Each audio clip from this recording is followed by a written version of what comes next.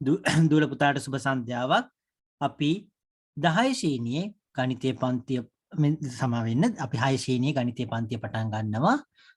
අපි බැලුවොත් එහෙම අපි අන්තිමට කතා කර කොටස බැලුවොත් එහෙම අපි අන්තිමට කතා කරේ නිකිල සංසන්දනය කියන කොටස. පහේ තුනේ නිකිල සංසන්දනය කියන කොටස අපි කතා කරේ. අපි නිකිලයක් යම් කිසි නිකිලයක් එතකොට ඒක විශාලත්වයේ වැඩි නම් අපි මේක දක්වන්නේ වඩා විශාලයි කියන එක දක්වන්නේ මේ ලකුණෙන් කියලා අපි කතා කරා.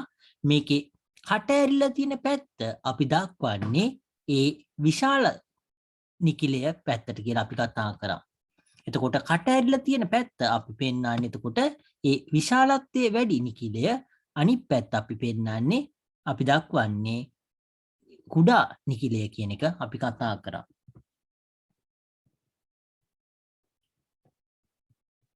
ඒ වගේම අපිට අනිත් පැත්තට මේ සංකේතය අපිට අනිත් පැත්තට දැක්වුවාම අපි මෙහෙම 4 කුඩායි 9 4 9ට වඩා කුඩා වේ කියලා අපිට කියන්න පුළුවන් මේ ආකාරයට. කියන්නේ කුඩායි කියලා දක්වන්න කලින් අවස්ථාවේදී කට මේ පැත්තට අපි ඇරලා තියෙනකොට මෙතන ලියන සංඛ්‍යාව මෙතන ලියන සංඛ්‍යාවට වඩා විශාලයි කියලා අපිට දක්වන්න පුළුවන්. එතකොට අපි මේ අවස්ථාවේදී මෙහෙම මේ ආකාරයට කට අනිත් පැත්තට ඇරලා තිනකොට ඒ කියන්නේ දකුණු පැත්තට ඇරලා තිනකොට මෙතන විශාල සංඛ්‍යාව ලියලා මෙතන කුඩා සංඛ්‍යාව ලියුවාම වම් අත පැත්තේ අපිට කියන්න පුළුවන් 4 කුඩායි 9 කියලා. 4 9ට වඩා කුඩා වේ කියලා අපිට කියන්න පුළුවන්.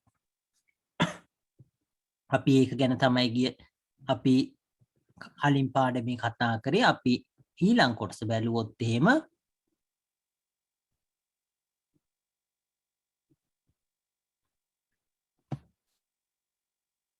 අපි විශාල නිකිලය ඒකේ කට ඇරිච්ච පැත්තේ පැත්තට ලියලා ඊට පස්සේ කුඩා නිකිලය කියනවා කියලා අපි කතා කරා. එතකොට අපි ඊට පස්සේ කතා කරේ මේ සංකේතය මේ සංකේතයට අපි කියනවා අසමානතා ලකුණු කියලා. එතකොට මෙතන මේ දක්වලා තියෙන මේ සංකේතය එහෙම නැත්නම් මේ සංකේතය අපි මේ සංකේතවලට කියනවා අසමානතා ලකුණු කියලා. අපි ඊළඟ කොටස බැලුවොත් එහෙම එම සංකේතවල තුඩ නෙරා ඇත්තේ කුඩා සංඛ්‍යාව දෙසට වෙනවා. එතකොට මේකෙදි මේ තුඩ කට ඇරිලා තියෙන පැත්ත විශාල සංඛ්‍යාව පැත්තටත් මේ තුඩ පැත්ත කුඩා සංඛ්‍යාව දෙසටත් තියෙනවා. එතකොට අපි බැලුවොත් එහෙම එතකොට ඉහත සඳහන් වූ සංඛ්‍යා සියල්ල පහත දැක්වෙන සරල රේඛාවේ ලකුණු කරලා තියෙනවා. සංඛ්‍යා රේඛාවේ සංඛ්‍යාවකට දකුණු පසින් ඇති සංඛ්‍යාවක් මුල් සංඛ්‍යාවට වඩා විශාල වෙනකොට මේ අවස්ථාවේදී මේ කියන්නේ මේ අසමානතා ලකුණ ගැන අපි මෙතෙක් වෙලා කතා කරේ. අපි අසමානතා ලකුණ ගැන කතා කරේ මෙතෙක් වෙලා. එතකොට අපි මේ අසමානතා ලකුණ මේ සංඛ්‍යා රේඛාවේ තියෙන මේ කොහොමද පෙන්වන්නේ කියන එක එතකොට බැලුවොත් එහෙම එතකොට මේ අවස්ථාවේදී එතකොට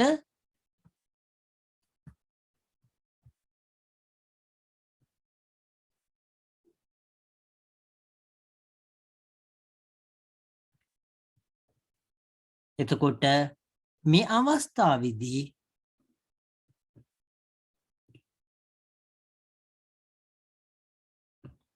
චුට්ටක් ඉන්න දුල පුතා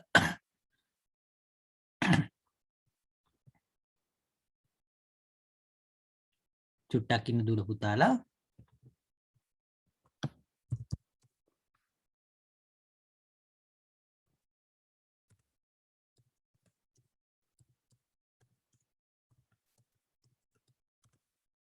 මේ විද්‍යාව 6 ශ්‍රේණි ගණිතය පන්තිය කරන්නේ අද අපි 6 ශ්‍රේණි ගණිතය පන්තිය කරන්නේ අපි බැලුවොත් එහෙම එතකොට අපි කතා කරන්න පටන් ගත්තේ ගිය සතියේ ඉවර වෙච්ච තැනින්. එතකොට අපි ගිය සතියේ ඉවර වෙච්ච තැනින් ගිය සඳුදා ඉවර වෙච්ච තැනින් කතා කරන්න පටන් ගත්තේ. එතකොට මේ සංඛ්‍යා එතකොට අපි සංඛ්‍යා රටාවේ එතකොට සංඛ්‍යා මේකෙදි දක්වලා තියෙන එතකොට මේ කුඩා සංඛ්‍යා තමයි අපි මේ අසමාන ලකුණේ ඒ තුඩ නෙරලා තියෙන පැත්තෙන් දක්වන්නේ කුඩා සංඛ්‍යා කියන කොටස තමයි අපි කතා කරේ. අපි ඊළඟට සංඛ්‍යා රේඛාවේ කොටස බලන්න යනවා. එතකොට ඒක බැලුවොත් එහෙම ඉහත සඳහන් වූ සංඛ්‍යා සියල්ල පහත දැක්වෙන සංඛ්‍යා රේඛාවේ ලකුණු කරලා තියෙයි කියලා. එතකොට මේ සංඛ්‍යා රේඛාවේ කලින් අපි කතා කරපු සංඛ්‍යා සියල්ලම ලකුණු කරලා තියෙයි කියලා දක්වලා තියෙනවා. ඊළඟ කොටස බැලුවොත් එහෙම චුට්ටක් මම ස්ක්‍රීන් එක ලොක් කරන්නම්.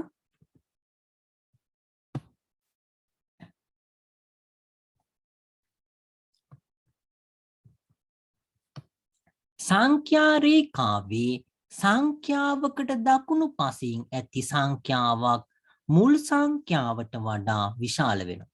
එතකොට සංඛ්‍යා රේඛාවේ දූල පුතාලා එතකොට මේක වැදගත් කොටසක්. එතකොට අපි මේ කොටස ලියා ගන්න එක වැදගත් වෙනවා.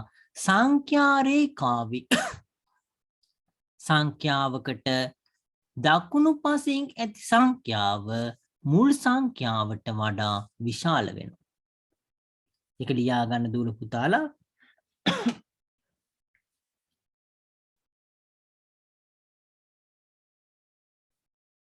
එතකොට සංඛ්‍යා රේඛාවේ සංඛ්‍යාවකට දකුණු පැත්තෙන් තියෙන සංඛ්‍යාවක් මුල් සංඛ්‍යාවට වඩා විශාල වෙනවා. මෙම ගුණය මුළු සංඛ්‍යා රේඛාවටම අදාළ වේ කියලා වරහන් ඇතුලේ ලියා ගන්න තුල පුතාලා.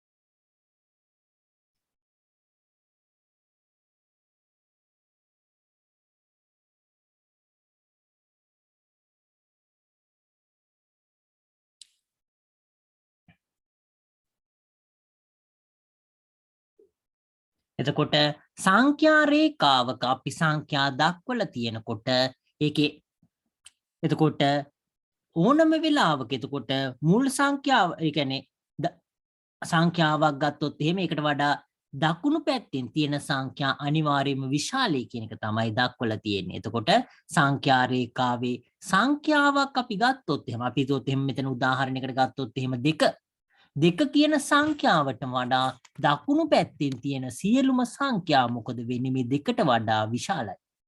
ඒක තමයි මේ අවස්ථාවේ මේ ලියලා තියෙන කොටස. එතකොට සංඛ්‍යා රේඛාවේ එතකොට සංඛ්‍යාවකට දකුණු පැත්තෙන් තියෙන සංඛ්‍යාවක් එතකොට මේ දෙක කියන සංඛ්‍යාවට වඩා විශාලත්වයෙන් විශාල වෙනවා.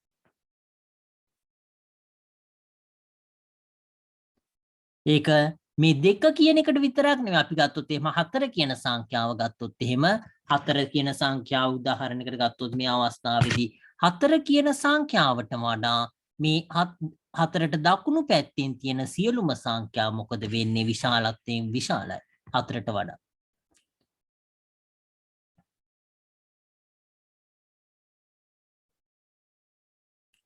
ඊළඟ කොටස දුල පුතාලා ලියා ගන්න.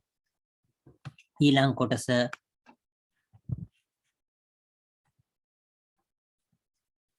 සංඛ්‍යා රේඛාව භාවිතයෙන් නිකිල සංසන්දනයේදී මෙම රීතිය අනුගමනය කළ හැක කියලා ලියන්න දුල පුතාලා.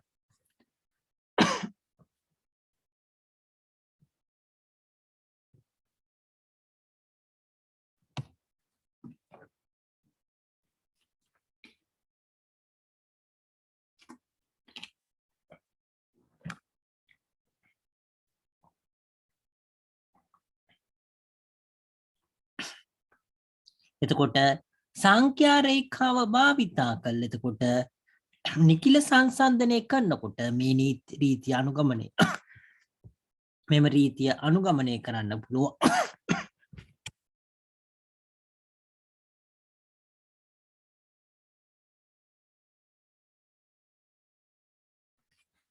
අපි ආපහු ඒ කොටස බැලුවොත් එහෙම එතකොට මේ අවස්ථාවේදී අපි කතා කරන්නේ සංඛ්‍යා රේඛාවේ සංඛ්‍යාවකට දකුණු පසින් ඇති සංඛ්‍යාවක් මූල සංඛ්‍යාවට වඩා විශාලයි කියලා. අපි සංඛ්‍යාවක් විදිහට කලින් ගත්තේ 4 කියන එක 2 කියලා ගත්තොත් එහෙම එතකොට 2ට වඩා 2ට දකුණු පැසින් තියෙන සංඛ්‍යා සියල්ලම විශාල වෙනවා. ඒක ගැන තමයි මෙතන කියන්නේ. එතකොට ඒක සංඛ්‍යා රේඛාවේ ඕන තැනකට අදාළයි. එතකොට ඒක අපි ගන්න සංඛ්‍යාවට වඩා ඊට දකුණු පසින් තියෙන සංඛ්‍යා විශාල වෙනවා. ඒක අනිත් පැත්ත අපිට කියන්න පුළුවන්. එතකොට සංඛ්‍යා රේඛාවේ මේ අපි ගන්න සංඛ්‍යාවට වඩා වම් පැත්තෙන් තියෙන සංඛ්‍යා කුඩා වෙනවා කියලා කියන්න පුළුවන්. ඒක ඉස්සරහට මම හිතන්නේ තියෙනවා. අපි මේ අවස්ථාවේදී මුලින් කතා කරන්නේ දකුණු පැත්තෙන් තියෙන කොටස ගැන.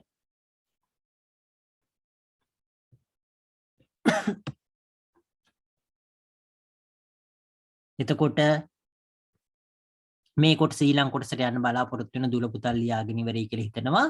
අපි ඊළඟ කොටසට ගියොත් එහෙම වඩා විශාල වන්නේ බිඳුවද ඍණ දෙකද යන්න විමසලා බලමු කියලා දක්වලා තිනවා.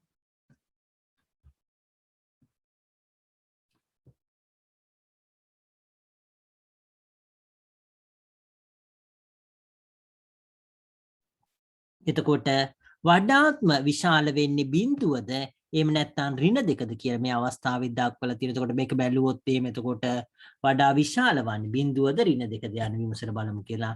එතකොට සංඛ්‍යා රේඛාවක් ඇඳ එහි බිඳුව සහ ඍණ දෙක ලකුණු කරමු කියලා දක්වන. එතකොට බිඳුවද ඍණ දෙකද විශාල වෙන්නේ කියලා අපිට හිතා ගන්න බැරි වුණාම එතකොට අපි සංඛ්‍යා රේඛාවක් ඇඳලා ඒකේ බිඳුවයි ඍණ දෙකයි ලකුණු කරනවා. දුල පුතාලා කලින් ඉගෙනගෙන තියෙනවා. එතකොට බිඳුවේ මෙතන ඉඳන් ධන නිකිල වම් දකුණු අත පැත්තේ තියෙන්නේ ඍණ නිකිල තමයි වම් අත පැත්තේ තියෙන්නේ. එතකොට ඍණ දෙක කියලා කියන්නේ මෙතන බිඳුව කියලා කියන්නේ මෙතන. එතකොට ඍණ දෙක මේ අවස්ථාවේදී ඍණ දෙකට වඩා දකුණු පැත්තෙන් බිඳුව තියෙන එහෙනම් ඒක බිඳුව කියන සංඛ්‍යාව විශාලයි කියලා දුල පුතාට තේරුම් ගන්න පුළුවන්. අපි මේ කොටස බැලුවොත් එහෙම එතකොට සංඛ්‍යා රේඛාව මත බිඳුව ඇත්තේ ඍණ දෙකට දකුණු පසිනි. එම නිසා බිඳුව ඍණ දෙකට වඩා විශාලය. බිඳුව ඍණ දෙකට වඩා විශාලය යන්න බිඳුව විශාලයි ඍණ දෙක ලෙස දක්වන්න පුළුවන්. එතකොට අපි මේ කොටස ලියා ගන්න පොඩ්ඩක් බලනවා. චුට්ටක් ඉන්න. අපි මේ ටික ලියා ගන්න අවශ්‍ය නැහැ නිදසුනේ තියෙන ඉඳා අපි නිදසුනේදී ලියා ගන්න බලාපොරොත්තු වෙනවා. එතකොට මෙලෙසම වඩා විශාල වන්නේ ඍණ පහද ඍණ එකද යන්න විමසලා බලමු. එතකොට සංඛ්‍යා රේඛාවක් ඇඳලා එය මත ඍණ පහ හා ඍණ එක ලකුණු කරන්න. එතකොට දුල පුතාලා බිඳුව සංඛ්‍යා රේඛාව බිඳුව ලකුණු කළා. එතන ඉඳන් එක සමාන පරතර වලින් දකුණු පැත්තට අපිට ලියන්න පුළුවන් ධන නිකිල. එක සමාන පරතර වලින් වම් පැත්තට බිඳුවේ ඉඳන් වම් පැත්තට අපිට ලියන්න පුළුවන් ඍණ නිකිල. එතකොට ඍණ එකේ ඉඳන් එතකොට ඒ වම් පැත්තට යන්න අපිට එයාගේ එතකොට ලියන්න පුළුවන්. එතකොට අපි මේක මත එතකොට ඍණ පහ කියන සංඛ්‍යාවයි එතකොට ඍණ එකයි කියන ඒවා ඒක මත ලකුණු කරනවා. එතකොට අපි ඒක බැලුවොත් එහෙම සංඛ්‍යා රේඛාව මත එතකොට සංඛ්‍යා රේඛාව මත ඍණ පහට දකුණු පසින් ඍණ පහට වඩා දකුණු පසින් එතකොට ඍණ එක තියෙනවා. සංඛ්‍යා රේඛාව මත ඍණ පහට දකුණු පසින් ඍණ එක තියෙනවා.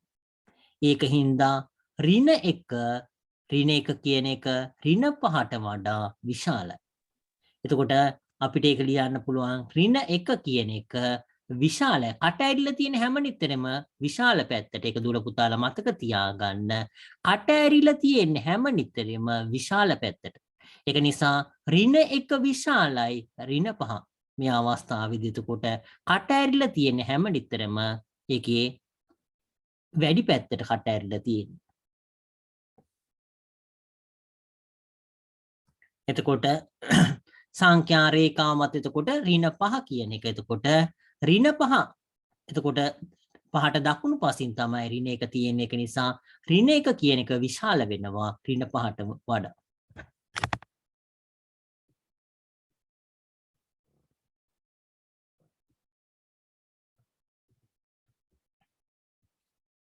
අපි නිදසුන ඊළඟට බලන්න බලාපොරොත්තු වෙනවා. නිදසුනේ ඉඳන් අපි ලියා ගන්න බලාපොරොත්තු වෙනවා. නිදසුන එක කියන කොටස අපි ලියා ගන්න බලාපොරොත්තු වෙනවා. මේක දුල පුතාලා නිදසුන කියලා ලියා ගත්තට කමන්නේ. එහෙම නැත්නම් මේක ලියා ගත්තක් කමන්නේ. මේක ලියා ගත්තක් කමන්නේ කිලිම තරුවක් දාලා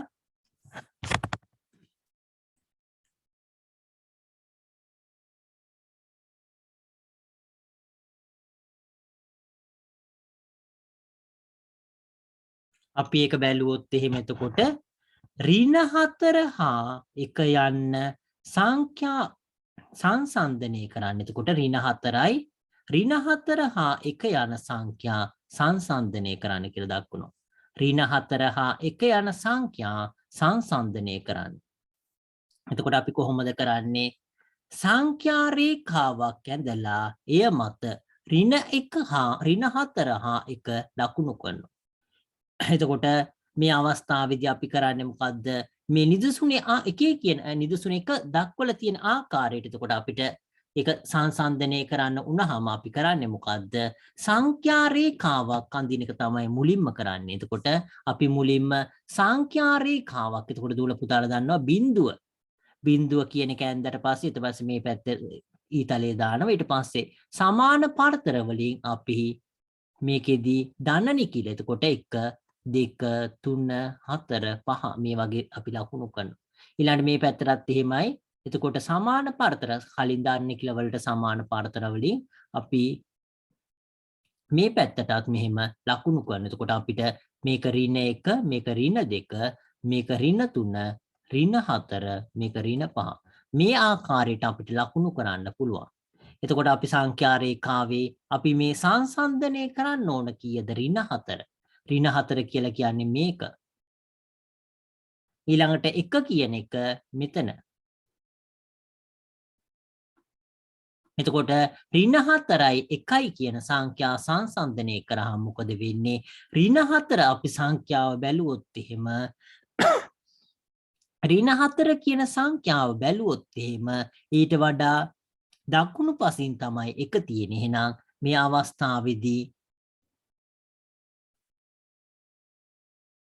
එතකොට ඍණ 4ට වඩා ඍණ 4ට දකුණු පසින්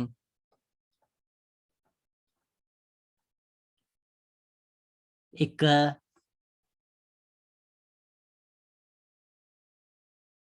චුට්ටක් ඉන්න සංඛ්‍යා රේඛාවේ කියලා ලියාගන්න එක මම හිතන්නේ හොඳ වෙනවා. සංඛ්‍යා රේඛාවේ ඍණ 4ට දකුණු පසින් එක ඇති නිසා එහෙම නැත්නම් පිහිටන නිසා එක විශාලයි ඍණ 4 වේ. එතකොට අපිට කියන්න පුළුවන් එක විශාලයි ඍණ 4 කියලා.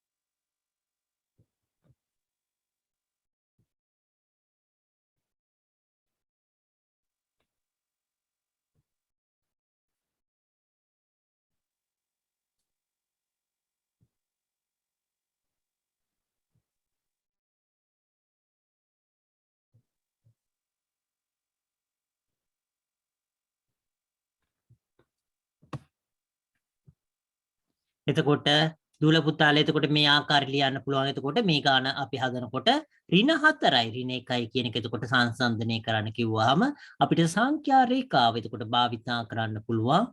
සංඛ්‍යා රේඛාව අඳින්න එතකොට අපි ඉරක් ඇඳලා ඒක මැද බිඳුව කියලා ලකුණු කරනවා. එතකොට එකේ ඉඳන් එතකොට සමාන පරතර වලින් ධනනි කියලා ලකුණු කරනවා එකේ ඉඳන් ඊළඟට වම් පැත්තේ අපි ඍණ එකේ ඉඳන් ඉතුරු සංඛ්‍යා සමාන පරතර වලින් ලකුණු කරනවා. එතකොට සංඛ්‍යා රේඛාව එතකොට මේ ඍණ 4ට එතකොට දකුණු පසින් ඍණ 4ට එතකොට දකුණු පසින් තමයි එතකොට මේ එක කියන සංඛ්‍යාව තියෙන්නේ. ඒක නිසා මේ එක කියන සංඛ්‍යාව එතකොට ඍණ 4ට වඩා එතකොට විශාලයි කියන එක අපිට ලියන්න පුළුවන්.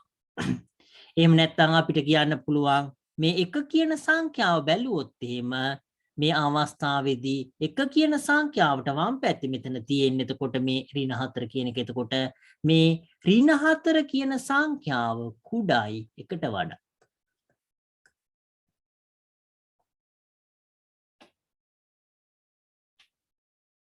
එතකොට මේ දෙකම එකයි. එතකොට දෙකෙම කියලා තියෙන්නේ එක විශාලයි ඍණ 4 එහෙම නැත්නම් ඍණ 4 කුඩායි එක කියන එක. එතකොට දෙකම එකයි. එතකොට කියන දේ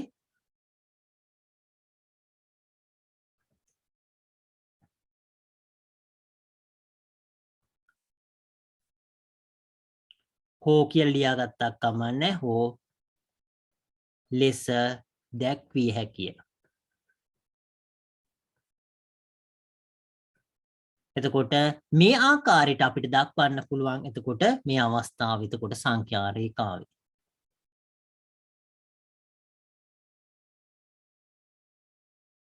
මේක දූල පුතාලා ලියා ගන්න. ලියාගෙන ඉවරුනහම chat එකේ දාන්න ලියාගෙන ඉවරයි කියලා. එහෙම නැත්නම් කියන්න. එතකොට අපිට පුළුවන් නිදසුන දෙකට යන්න.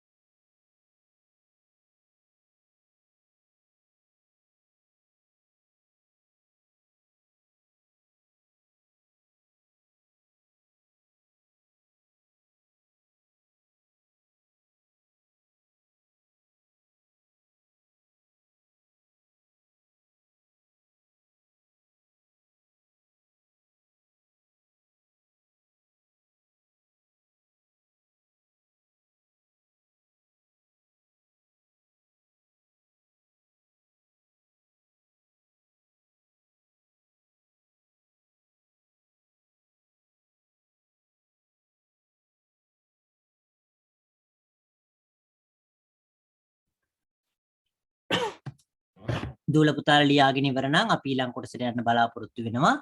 තාම ලියන දූල පුතාලා හරි ඕකේ. බොහොම ස්තුතියි. අපි ඊළඟ කොටසට යමු එහෙනම්. අපි නිදසුන දෙක කියන එක අපි බැලුවොත් එහෙම එතකොට නිදසුන දෙක අපි නිදසුන දෙක කියන එක බැලුවොත් එහෙම 6 11 13 යන සංඛ්‍යා වලින් හරි අපි ඒක බැලුවොත් එහෙම 6 11 13 යන සංඛ්‍යා වලින් සුදුසු සංඛ්‍යාව යොදා පහත හිස්තැන් පුරවන්න.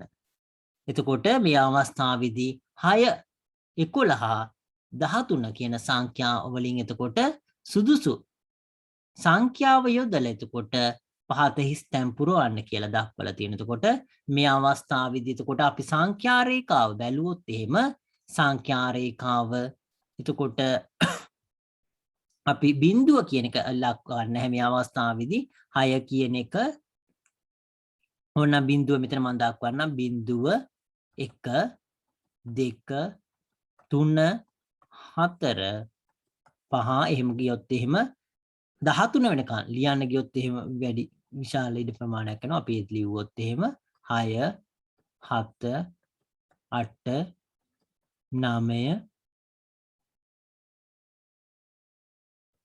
10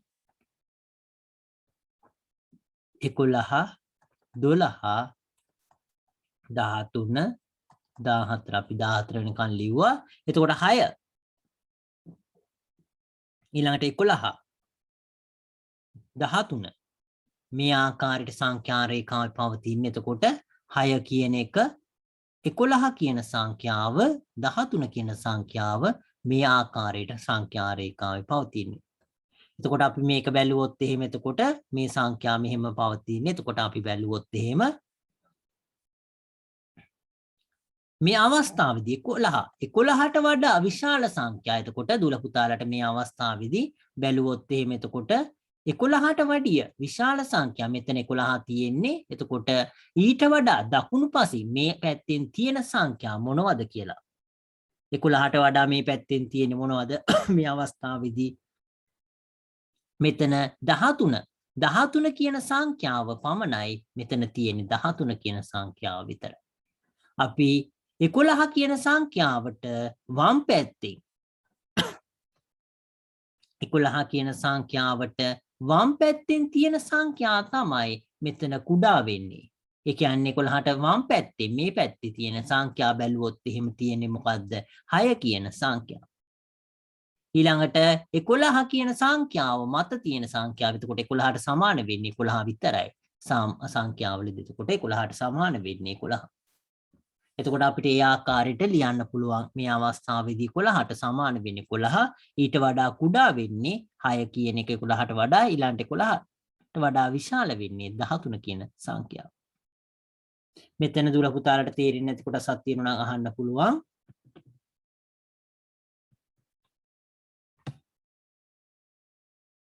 මේකත් දුර පුතාලා ලියා ගන්න ඒ කොටසත්. එතකොට සංඛ්‍යා රේඛාව ඇඳලා අදාළ සංඛ්‍යා ටික ලකුණු කරන්න. ඊට පස්සේ ඒ අපි මෙතන කතා කරන්නේ 11 කියන සංඛ්‍යාව බැලුවොත් එහෙම එතකොට ඒකෙන් දකුණු පැත්තේ තියෙනවා නම් එතකොට විශාල සංඛ්‍යාව වෙන්නේ එක.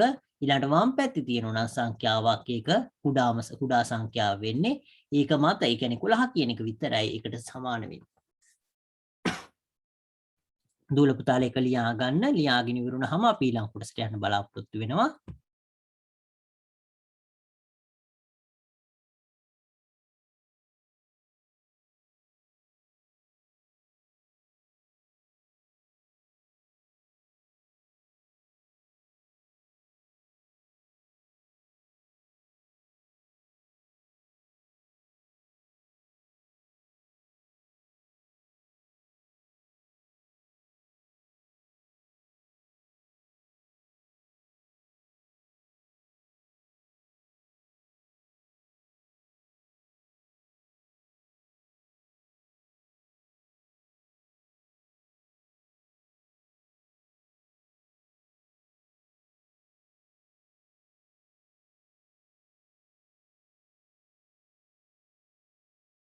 හරි සර්.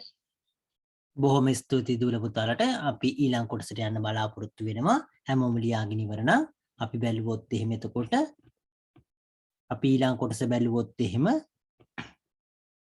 පහේ තුන අභ්‍යාසය කියන එක බැලුවොත් එහෙම ඒ කොටස දූල පුතාලා එක මං හිතන්නේ හදන්න ඒක වැදගත් වෙනවා. ඒ පහේ තුන අභ්‍යාසය කියන එක හදන්න. එතකොට මට අභ්‍යාස හදලා උපදූල පුතාලාගේ තාම බලලා දෙන්න බැරි වෙච්ච ඒව ගොඩක් තියෙනවා. මං ඉක්මනට ඒව බලලා දෙන්නම් පුළුවන් තරම් ඉක්මනට. ගොඩක් කල් ගිය වෙච්ච ඒවත් තියෙනවා. නමුත් දූල පුතාලා හදලා එවන්න. එතකොට මං ඒක ඉක්මනට ඒ පුළුවන් වෙලාවක බලලා දෙන්න බලාපොරොත්තු වෙනවා. හදන එක ගණන් හදන එක වැදගත් වෙනවා. එතකොට ඒක නිසා ඒක පුළුවන් තරම් ගණන් ටික හදන්න බලන්න. අපි ඊළඟට කතා කරන්න බලාපොරොත්තු වෙන්නේ නිකිල සංසන්දනය තව දුරටත්. එතකොට අපි කතා කරන්න බලාපොරොත්තු වෙන්නේ නිකිල සංසන්දනය තව දුරටත්. ඒක මාතෘකාව දූල පුතාලා ලියාගත්තට කවන්නේ. නිකිල සංසන්දනය තව දුරටත්.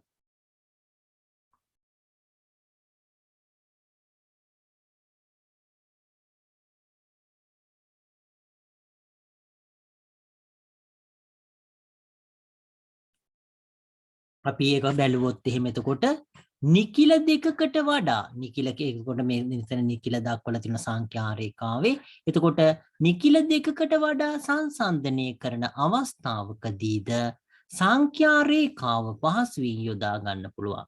එතකොට නිකිල දෙකකට වැඩි සංසන්දනය කරන අවස්ථාවකදී එතකොට අපිට සංඛ්‍යා රේඛාව පහසුවෙන් යොදා ගන්න පුළුවන්. උදාහරණයක් ලෙස 3 බිංදුව ඍණ 1 3 බිංදුව ඍණ 1 සහ ඍණ මෙතන 3 බිංදුව ඍණ 1 ඍණ 3 කියන මේ නිකිල සංඛ්‍යා සලකමු කියලා දක්වනවා. මෙම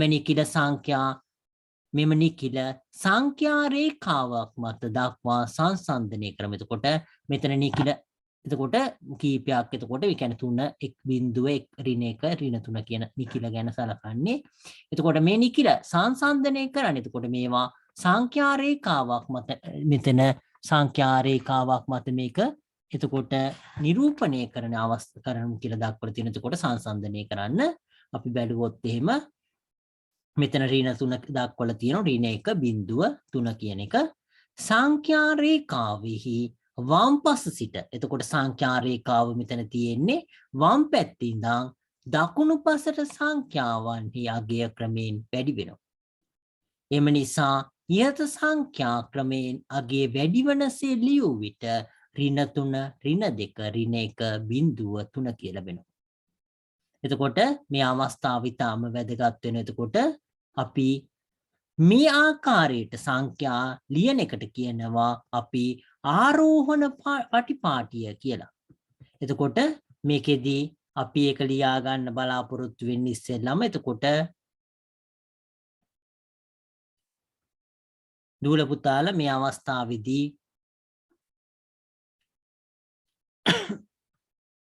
චුට්ටක් ඉන්න අපි මේ කොටස බැලුවොත් එහෙම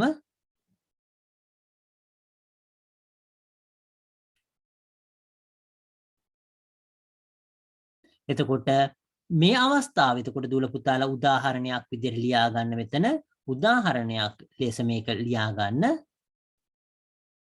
එතකොට 3 බිඳුව ඍණ 1 ඍණ 3 කියන එතකොට මේ සංඛ්‍යා නිකිල සලකමු කියන අවස්ථාව එතකොට දූල පුතාලා සංඛ්‍යා රේඛාව ඇඳ ගන්න සංඛ්‍යා දැක්වෙන මේ රේඛාව ඇඳ ගන්න දූල පුතාලා එතකොට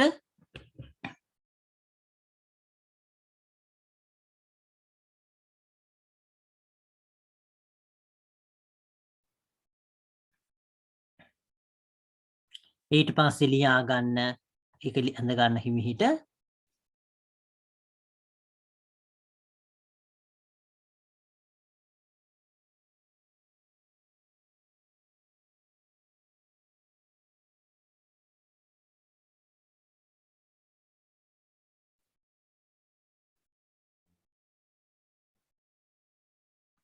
ඊට පස්සේ ලියා ගන්න ආරෝහණ පටිපාටිය කියලා. ආරෝහණ පටිපාටිය කියලා ලියා ගන්න දූල පුතාලා 32ක් හරි කෑල්ලක් හරි ගහලා ලියා ගන්න. ඊට පස්සේ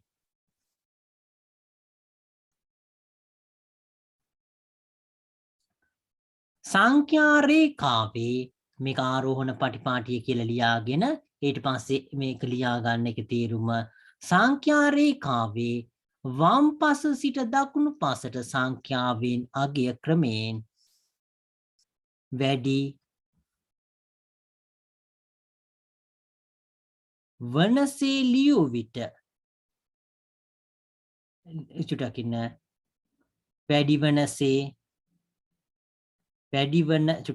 වැඩි වන ආකාරයට ලියා දැක්වීම.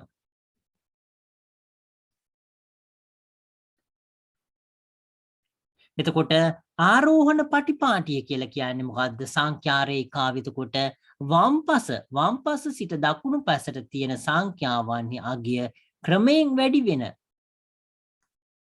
ක්‍රමයෙන් මේක නැහැ අගය ක්‍රමයෙන් සමා වෙන්න ඒක තියෙනවා චුට්ටක් ඉන්න මම වැරදි මැකුවේ.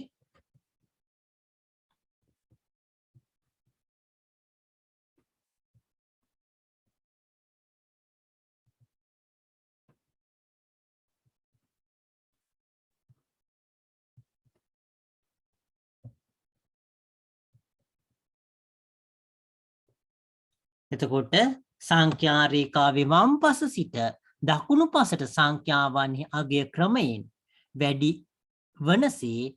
වන ආකාරයට එම නැත්නම් වැඩි වන ආකාරයට ලියා දැක්වීම තමයි අපි කියන්නේ ආරෝහණ පටිපාටිය කියලා.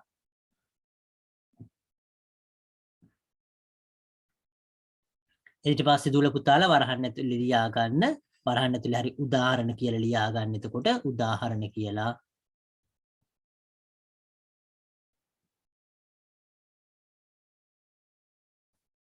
උදාහරණ කියලා ලියලා ඍණ 3 ඍණ 1.3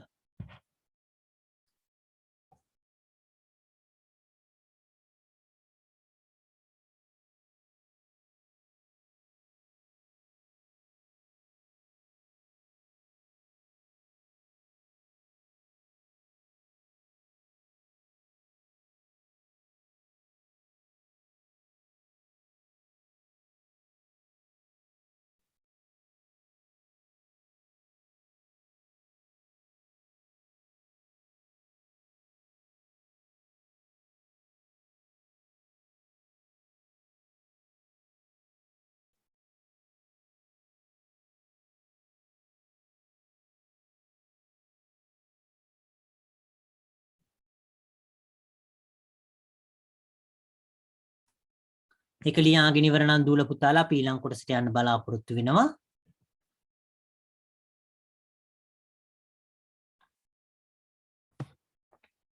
එතකොට උදාහරණ විදිහට ඒක ලියාගත්තා. අපි ඊළඟ කොටසට යන්න බලාපොරොත්තු වෙන ලියාගෙන ඉවර නම් අපි බැලුවොත් එimhe ඊළඟ කොටස අපි ඊළඟට කතා කරන්න බලාපොරොත්තු වෙන්නේ මේ කොටස අවරෝහණ පටිපාටිය කියන කොටස. අවරෝහණ පටිපාටිය කියලා ලියා ගන්න දූල පුතාලා ඊට පස්සේ 32ක් හරි ඊතලයක් හරි දාලා ලියන්න.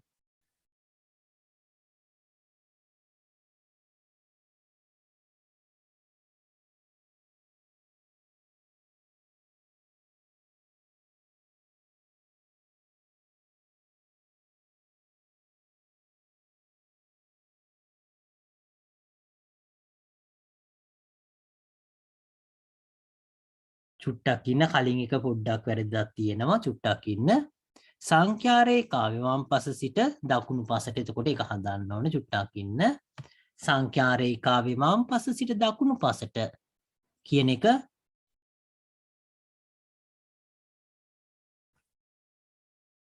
කලින් කොටස එතකොට පොඩ්ඩක් එක වරහන්න දාන්න එතකොට මේකෙදී සංඛ්‍යා රේඛාවේ කියන එක මේක වරහණක් දාන්න දූල පුතාලා එතකොට මේක සංඛ්‍යාවන්හි අගය එතකොට ක්‍රමයෙන් වැඩි වෙනසේ ආකාරයට ලියා දැක්වීම තමයි අපි කියන්නේ ආරෝහණ පටිපාටි කියලා.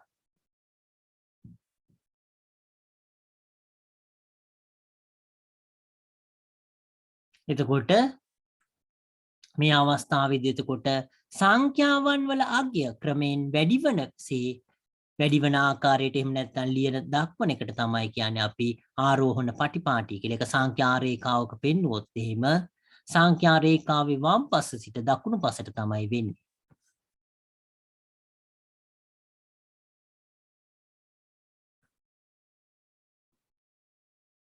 මේක ට කියන එක මකලා දාන දූල පුතාලා දකුණු පස කියන එක. එතකොට මේක එතකොට වරහන් ඇතුළේ ලියන්න නැත්නම් ඒක ඒ අර්ථ දැක්වීම වැරදි වෙනවා. ඒක නිසා වරහන් ඇතුළේ ලියා ගන්න. එතකොට සංඛ්‍යා රේඛාවක නම් එතකොට වම් පස සිට දකුණු පස කියන කොටස එතකොට සංඛ්‍යාවන් වල අගය ක්‍රමයෙන් වැඩි වෙන ආකාරයට ලියලා දක්වන එක තමයි කියන්නේ ආරෝහණ පටිපාටිය කියලා. අපි ඊළඟ කොටස බැලුවොත් එහෙම එතකොට අපි අවරෝහණ පටිපාටිය කියන එක තමයි ඊළඟට කතා කරන්න බලාපොරොත්තු වෙන්නේ. අපි අවරෝහණ පටිපාටිය කියන එක බැලුවොත් එහෙම එතකොට අවරෝහණ පටිපාටිය කියන එක බැලුවොත් එහෙම එතකොට අපි අවරෝහණ පටිපාටිය කියන එක බැලුවොත් එහෙම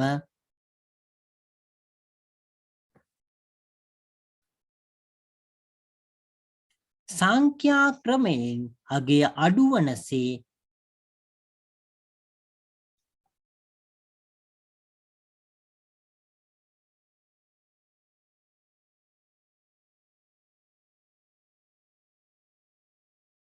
අඩුවනසේ එහෙම නැත්නම් අඩුවන ආකාරයට කිලියමු මොනවද අපි අඩුවනසේ කියලා ලිව්වත් ප්‍රශ්නයක් නැහැ. අඩුවන ආකාරයට කියලා කලින් එකට සමානව ලිව්වොත් එහෙම අඩුවන ආකාරයට ලියා දැක්වීම. එතකොට අවරෝහණ පටිපාටිය කියලා කියන්නේ එතකොට අවරෝහණ පටිපාටිය කියලා කියන්නේ සංඛ්‍යා ක්‍රමයෙන් අගය අඩුවන විදියට සංඛ්‍යා ක්‍රමයෙන් අගය අඩුවන ආකාරයට ලියලා දැක්වීම.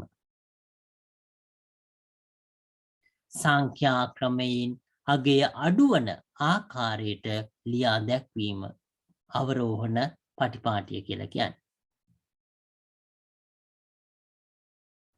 උදාහරණ කියලා දූල පුතාලා ලියා ගන්න. එතකොට උදාහරණ කියලා ලියලා 3 බිංදුව ඍණ 1 ඍණ 3 3 බිංදුව ඍණ 1 ඍණ 3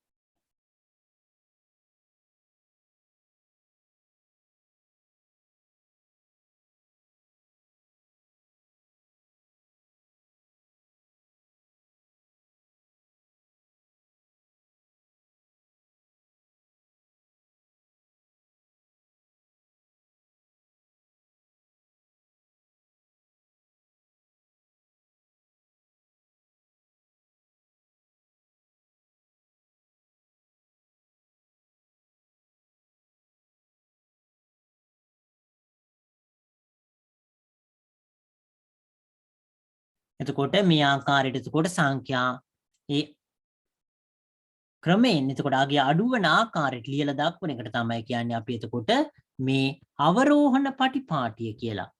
අවරෝහණ කියලා කියන්නේ අඩු වෙන කියන එක. එතකොට ආරෝහණ කියන්නේ වැඩි වෙන පැත්තට ලියන එක. ඒක දූල පුතාලා මතක තියාගන්න. ඒක මතක තියාගත්තාම ඇති. මොකද මේකේ මේ අර්ථ දැක්වීමක් ලියන්න කියලා ගණිතේ කවදාකවත් දෙන්නේ නැහැ. ඒක නිසා ඒක දූල පුතාලා හොඳට මතක තියාගන්න. ඒක නිසා ගණිතීය අර්ථ දැක්වීමක් අවරෝහණ පටිපාටි අනු කුමක්ද කියලා. ඒ වගේ ගණන් දෙන්නේ නැහැ සාමාන්‍යයෙන්. ඒක නිසා ඒක දූල පුතාලා මේ අවස්ථාවේදී මතක තියාගන්න ඕන. ආරෝහණ පටිපාටිය කියන්නේ මොකක්ද? කියන්නේ අඩු වෙන පැත්තට ලියන එකද වැඩි වෙන පැත්තට ලියන එකද? ආරෝහණ කියලා කියන්නේ එතකොට වැඩි වෙන පැත්තට අපි ලියන එක තමයි ආරෝහණ පටිපාටිය කියලා කියන්නේ. අවරෝහණ පටිපාටිය කියලා කියන්නේ අඩු වෙන පැත්තට ලියන එක තමයි අවරෝහණ පටිපාටිය කියලා කියන්නේ. මේ දෙක තමයි දැනගන්න ඕන. ඒක දැනගත්තාම අපිට ඒක එතකොට මේ සංඛ්‍යා අඩු වෙන පැත්තටද ලියන්නේ වැඩි වෙන පැත්තටද ලියන්නේ කියන එක එකෙන් තීරණය කරන්න පුළුවන්. එතකොට ආරෝහණ නම් සංඛ්‍යා එතකොට වැඩි වෙන පැත්තට ලියන්නේ, අවරෝහණ නම් එතකොට අඩු වෙන පැත්තට ලියන්නේ. අවප්‍රමාණය කියලා දුර පුතාලා දන්නවා ඇති ගොඩක් වෙලාවට අවප්‍රමාණය කියන එකේ එතකොට මේ අවස්ථාවේදී අවප්‍රමාණය කියලා එහෙම කියන දුර පුතාලා අඩු වෙන ඒ පැත්ත තමයි එතකොට මේක අවප්‍රමාණය කියන ඒ වගේ ඒ භාවිතා කරන කොටස එතකොට අඩු වෙන පැත්ත.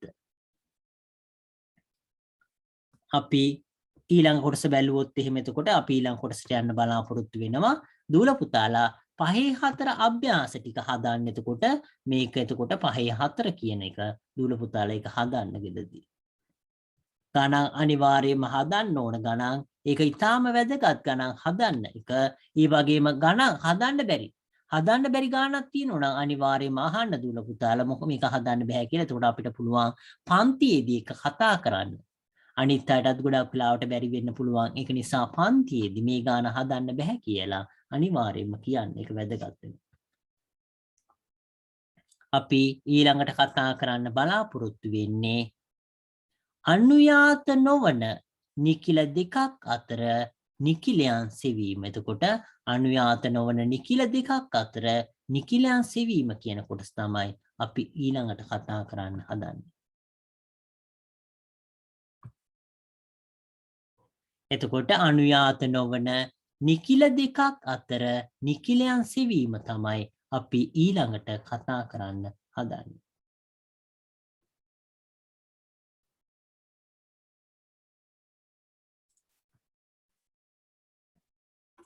අපි බැලුවොත් එහෙම එතකොට අනුයාත නොවන නිකිලයන් දෙකක් අතර නිකිලයන් සෙවීම කියන කොටස බැලුවොත් එහෙම සීතාගේ වයස අපි මේක බැලුවොත් එහෙම සීතාගේ වයස අවුරුදු 10ක්. එතකොට සීතාගේ වයස අවුරුදු 10ක් වෙනවා.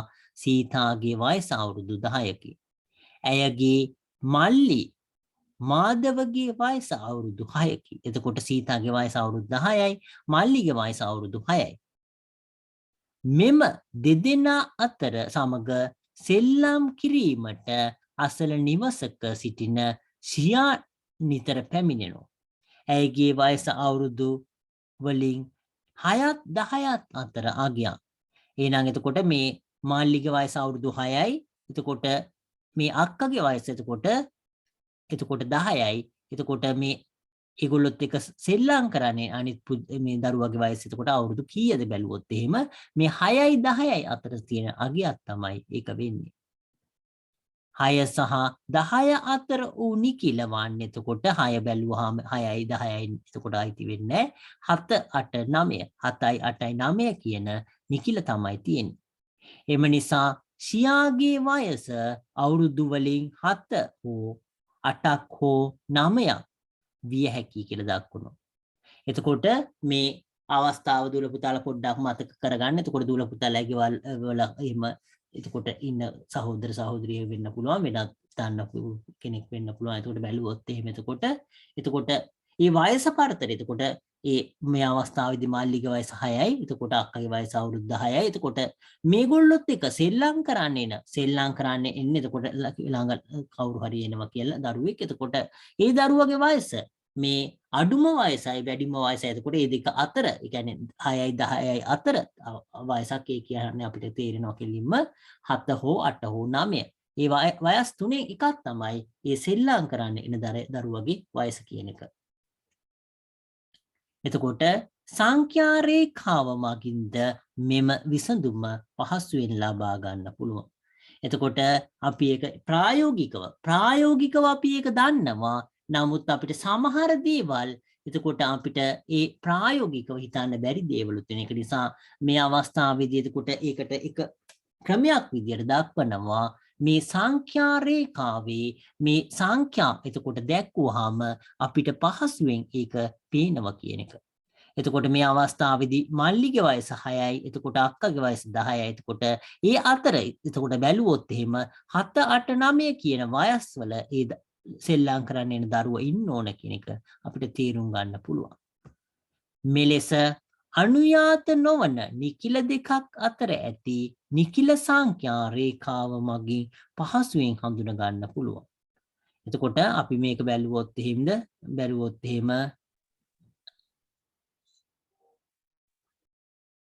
මේ කොටස දූල පුතාලා චුට්ටක් ඉන්න මේක චුට්ටක් ඉන්න ඒක ලියාගත්තට චුට්ටක් ඉන්න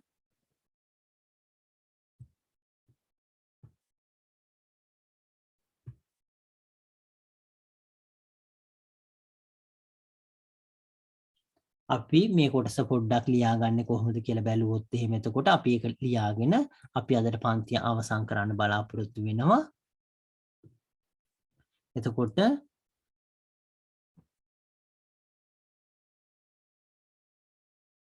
අපි මේක බැලුවොත් එහෙම එතකොට මේ කොටස ලියා ගන්න දූල පුතාලා සීතාගේ වයස අවුරුදු 10යි. ඇගේ මල්ලි නම නැතක් කමන්නේ මල්ලිගේ වයස අවුරුදු 6යි කියලා.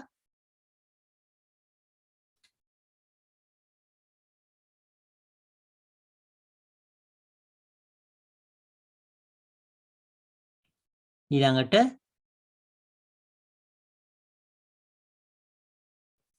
දෙදෙනා සමග සෙල්ලම් කරන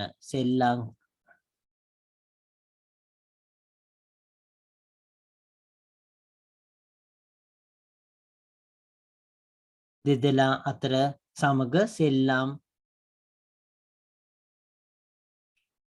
කරන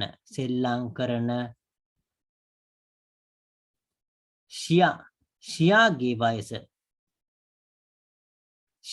වයස අවුරුදු වලින් 6ත් 10ත් අතර අගයක් කියලා එක ලියා ගන්න දුල පුතාලා.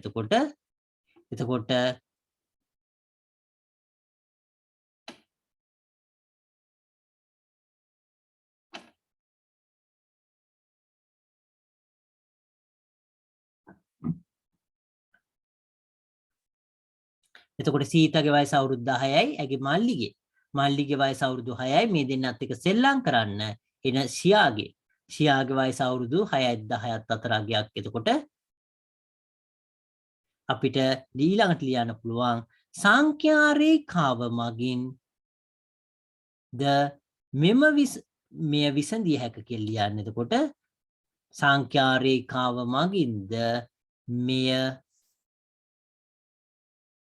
පහසුවෙන් විසඳිය හැකිය ලබාගත හැකි කියලා කමන්නේ. එතකොට මේ විසඳිය හැකි කියලා ලියමු අපි.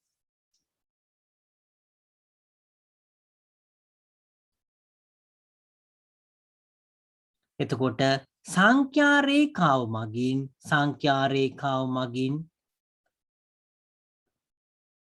මෙය පහසුවෙන් විසඳිය හැකිය. සංඛ්‍යා රේඛාව මගින් මෙය පහසුවෙන් විසඳිය හැකිය. දූල පුතාලා එතකොට සංඛ්‍යා රේඛාව ඇඳ ගන්න. එතකොට මේක ඇඳගෙන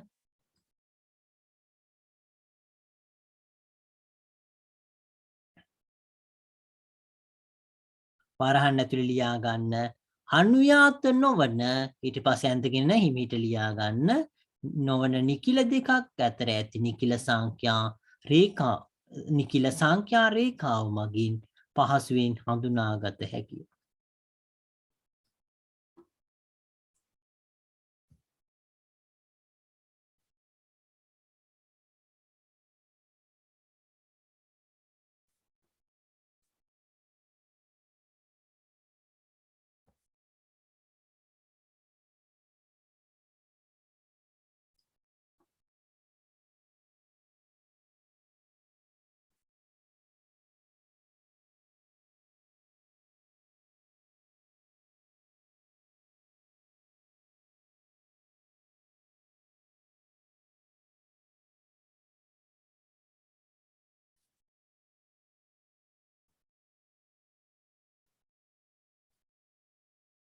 එතකොට මේ කොටස අපි බැලුවොත් එහෙම එතකොට මේ සීතාගේ වයස අවුරුදු 10යි මල්ලිගේ වයස අවුරුදු 6ක් කියලා කිව්වා දෙන්නත් එක සෙල්ලම් කරන්න එන. ෂියාගේ වයස එතකොට මේ අවස්ථාවේදී 6ත් 10ත් අතර කියලා කිව්වා. එතකොට අපිට මේක සංඛ්‍යා රේඛාව මගින් මේක විසඳන්න පුළුවන්. එතකොට මේක සංඛ්‍යා රේඛාවේ අවුරුදු 6 ලකුණු කරා අවුරුදු 10 ලකුණු කරා. එතකොට ඒ අතර තියෙන සංඛ්‍යා බැලුවොත් එහෙම 7 8 හෝ 9. ඒකින්ද අනුයාත වරහන් ඇතුළේ ලියාගත් අපි දුවල පුතාලා අනුයාත නොවන නිකිල දෙකක් අතර ඇති නිකිල සංඛ්‍යා නිකිල අනුයාත නොවන නිකිල දෙකක් අතර ඇති නිකිල සංඛ්‍යා රේඛාව මගින් නිකිල සංඛ්‍යා රේඛාව මගින් පහසුවෙන් හඳුනා ගන්න පුළුවන්. එතකොට මේ අනුයාත නොවන සංඛ්‍යා දෙකක් අතර තියෙන නිකිල සංඛ්‍යා රේඛාව මගින් පහසුවෙන් අපිට හඳුනා ගන්න පුළුවන්. දුර පුතාලේක ලියාගෙන ඉවර නම් අපි අදට පන්තිය මෙතනින් අවසන් කරන්න බලාපොරොත්තු වෙනවා. මොනවා හරි ප්‍රශ්න තියෙනවා නම් දුර පුතාලට අහන්න පුළුවන්. නැත්නම් අපි අදට පන්තිය මෙතනින් අවසන් කරනවා. දුර පුතාලට සුබ රාත්‍රියක්. මොනවා හරි ප්‍රශ්න තියෙනවා නම් අහන්න.